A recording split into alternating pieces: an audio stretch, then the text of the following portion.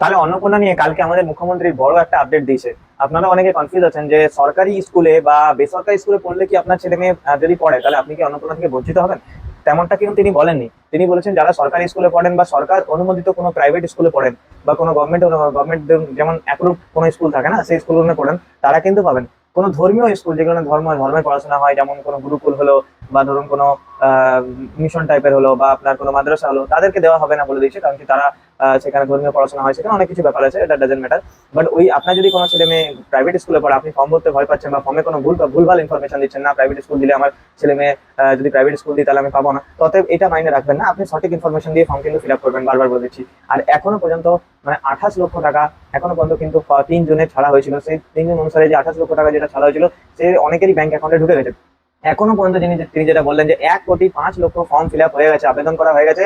আবেদন করার সঙ্গে সঙ্গে তাদের কিন্তু ভেরিফিকেশন প্রক্রিয়া হয়ে তাদেরকে পোর্টালও চাপিয়ে দিয়েছে। তাদের টাকা কখন ছাড়া হবে, তাই জুলাই তাদের টাকা কিন্তু ছাড়া হবে। অতএব ওয়েট করে থাকুন। যারা অফলাইনে জমা দিয়েছিলেন তারা কিন্তু হড়বড়াবেন না, তারা গুজবে কান দেবেন না যে অফলাইনে জমা দিয়েছিলেন আপনাকে আবার অনলাইন করতে হবে। দেখুন, এমন কোনো মানে নেই, অফলাইনে ফর্মগুলোকে কিন্তু অনলাইনে করা হচ্ছে অফিস থেকে, আমি যেটা বলেছিলাম।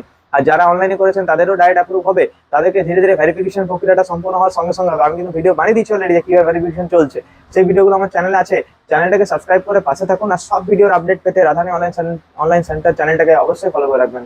ভিডিওটা দেখার জন্য অসংখ্য ধন্যবাদ। Thank you so much. প্রত্যেকটা মুহূর্ত, প্রত্যেকটা আপডেট রাধানী অনলাইন সেন্টার।